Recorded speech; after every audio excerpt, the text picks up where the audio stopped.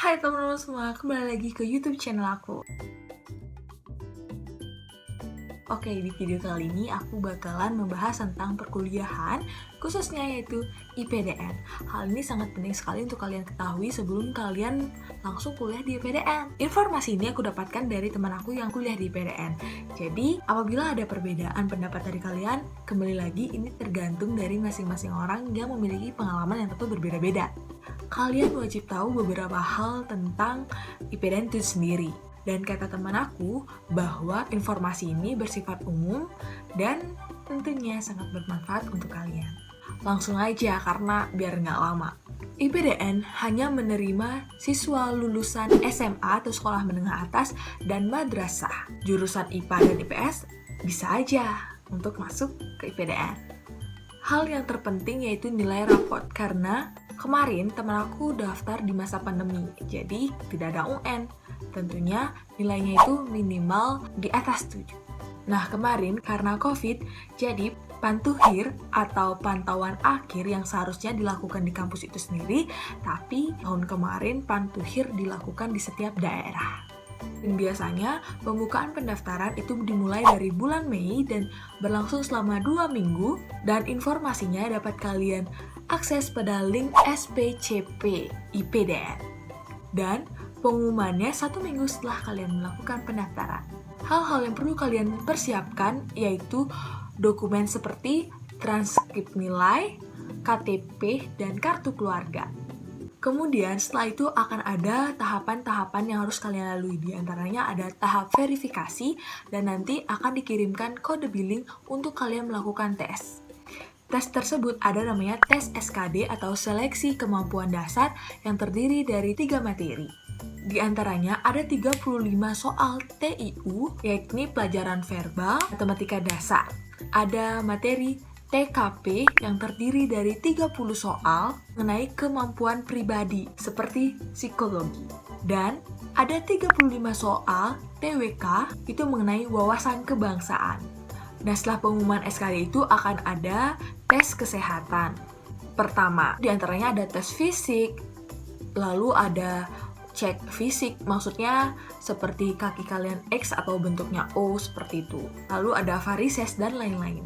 Setelah itu langsung pengumuman tes kesehatan 1. Dilanjutkan dengan psikotes. Nah, pada psikotes ini soalnya itu verbal, numerik, pribadian, analitik. Setelah itu akan dilanjutkan dengan pengumuman psikotes. Setelah itu akan ada tes kesehatan yang kedua. Nah, pada tes kesehatan yang kedua ini akan ada scan paru-paru, cek ambeien, jantung, pokoknya organ-organ bagian dalam. Setelah itu langsung ke pengumuman tes kesehatan yang kedua. Nah, kemudian akan ada pantuhir yang terdiri dari 2 tes. Yang pertama ada samapta, itu ada jasmani, olahraga, lari selama 12 menit. Lalu ada push up dan sit up. Dan yang kedua ada namanya antropometri. Itu akan ada tes fisik ulang dan tes kalian kemampuan untuk berbicara. Lalu cara berdiri, gestur, dan lain-lain. Terakhir akan ada pengumuman. Setelah pengumuman itu kalian dinyatakan lulus, kalian tinggal berangkat ke Jatinangor atau kampus IPDN. Nah, perlu digarisbawahi bahwa untuk lolos IPDN itu tidak ada namanya di jalur prestasi ataupun beasiswa, karena ini memang pure penilaian dari awal sampai akhir. Nah, kuota penerimaan siswa mahasiswa IPDN itu sering berubah-ubah tergantung dari kebutuhan PNS di setiap daerah. Misalnya di kota A, tingkat PNS yang dibutuhkan tinggi, maka kuota yang ditampung akan tinggi juga. Jadi bisa dikatakan bahwa kuota itu tidak sama setiap tahunnya di setiap daerah. Nah, untuk persiapan, kalian bisa les atau bimbel, lalu kalian bisa belajar soal-soal, lalu kalian membiasakan diri untuk olahraga, kalian lakukanlah hal yang tergantung kebutuhan kalian gitu. Kalau misalnya kalian merasa kurang, kalian bisa belajar ataupun bimbel ataupun yang lainnya. Nah, di IPDN terdapat 3 fakultas, diantaranya ada Fakultas Politik Pemerintahan, Fakultas Manajemen Pemerintahan, yang ketiga, Fakultas Perlindungan Masyarakat. Nah, hal yang paling penting Yang harus kalian ketahui bahwa di IPDN itu tidak ada uang UKT dan kalian hanya cukup bayar 50.000 saja khusus untuk pendaftaran. Jadi bisa dibilang bahwa kuliah di IPDN itu gratis. Di IPDN itu gratis. Di IPDN itu gratis. Jadi bisa kalian bayangkan kan, kuliah di tempat yang bagus. Ketika kalian kuliah di IPDN, kalian akan mengetahui UKM apa aja yang ada, dan salah satu UKM terkenal di IPDN yaitu marching band yang bernama Gita Abdi Praja. Oh iya, nanti ketika kalian di IPDN itu akan ada asrama. Nah, di asrama itu akan ada namanya pengasuh. Jadi, ada 3 hal yang menjadi aspek penilaian kalian ketika kalian di IPDN. Yang pertama, nilai pengasuh itu diberikan oleh seorang pengasuh. Nanti aku akan jelasin. Yang kedua, nilai pengajaran. Itu nilainya didapatkan dari dosen ketika kalian belajar di kelas. Yang ketiga, nilai pelatihan. Itu tergantung prodi yang kalian ikuti. Misalnya kalian ada kelas tambahan yang mengarah ke skill kalian. Nah, sistem belajar di PDN itu sama seperti kampus pada umumnya. Tapi, ada pun hal yang membedakan yaitu di PDN, kegiatan mahasiswa sudah dirancang khusus. Oke, aku bakal kasih tahu kalian.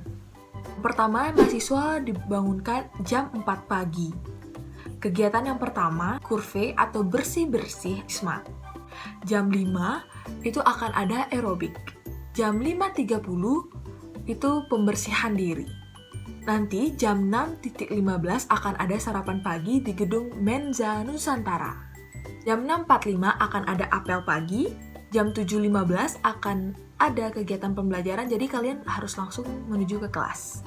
Jam 8 itu sudah mulai kegiatan pembelajaran sampai jam 12.15. Itu kalian langsung makan siang dan kembali ke Menza Nusantara. Selanjutnya jam 13.30 itu kembali ke kelas sampai jam 4 sore. Itu tergantung yang punya jadwal kelas dan ada yang tidak. Jika tidak ada jadwal kelas, kalian bisa langsung kembali ke wisma. Jika kalian disuruh kembali ke wisma, kalian harus kembali ke wisma langsung. Setelah kalian udah sampai di wisma, itu langsung ke kegiatan bebas. Dan kegiatan tersebut tergantung juga sama pengasuh kita. Dan jam 8.20 itu akan ada makan malam. Jam 7 atau 19.00 itu akan ada apel malam. Jam 19.30 sampai jam 21 itu ada kegiatan wajib belajar. Itu belajarnya itu secara mandiri. Dan setelah itu langsung tidur. Dan keesokan harinya kembali lagi ke rutinitas yang telah aku sampaikan. Nah, untuk pembagian asrama itu diacak dari Sabang sampai Merauke. Jadi satu asrama itu pasti kita nggak pernah tahu. Itu bukan dari satu daerah dengan kita. Nah, jangan khawatir bagi kalian yang takut kalau misalnya tidak ada tempat ibadah. Karena di IPDN sudah disediakan ada pura, masjid, gereja, seperti itu. Nah, kata temanku, senangnya kuliah di PDN yaitu punya banyak teman, punya banyak pembelajaran baru, pengalaman baru, karena memang IPDN sangat beda sekali dengan kampus-kampus yang kita ketahui gitu. IPDN itu kampus yang gratis namun memberikan fasilitas dan pendidikan yang sangat baik gitu. Dan tentunya IPDN menjadi dambaan dari banyak umat. Dan selain itu juga, lulusan IPDN akan ditempatkan di daerah-daerah tertentu dan langsung kerja. IPDN bisa balik ke kampung apabila, orang tua kandung meninggal dunia.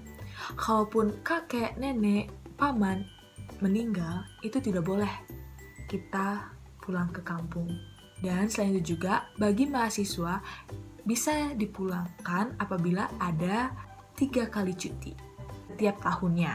Cuti Natal, cuti Idul Fitri, cuti akademik.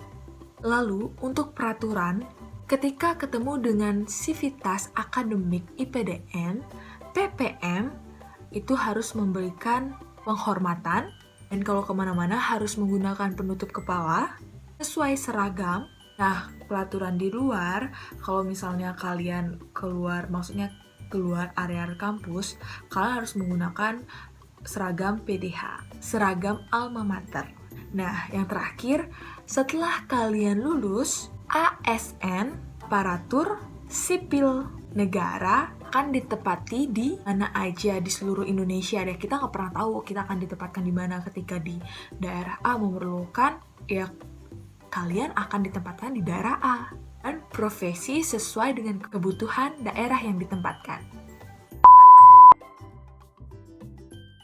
Oke, itu aja informasi-informasi yang bisa aku bagi ke kalian, dan mohon maaf ini aku sampaikan atas dasar aku ingin kalian mengetahui, dan aku sudah konsultasi ke temen aku bahwa hal ini memang bersifat gambaran umum dan tentu kalian harus mempersiapkan diri untuk menggapai kampus apa aja, khususnya kampus IPDN ini. Dan asal kalian tahu bahwa IPDN merupakan kampus yang sangat mendapatkan anjungan jempol sekali, khususnya di Indonesia, dan lulusan-lulusannya sudah terbukti kinerjanya. Jadi untuk kalian jangan pernah bingung, jangan pernah ragu. Semoga video ini bermanfaat untuk kalian, dan aku tutup video ini ya. Semoga apa yang kalian cita-citakan bisa tercapai, dan jangan lupa untuk like, comment, dan subscribe video ini. Dan jangan lupa untuk share dan komen di bawah hal apa yang akan aku bahas khususnya tentang kampus. Aku akan berusaha untuk mencari tahu informasi tersebut. Oh ya teman-teman, kalau misalnya ada salah kata ataupun pengucapan selama di video ini, aku minta maaf. Aku nggak bisa kayak aku seserius ini ngomongnya dong. Oke, bye-bye. See you di video selanjutnya. Bye.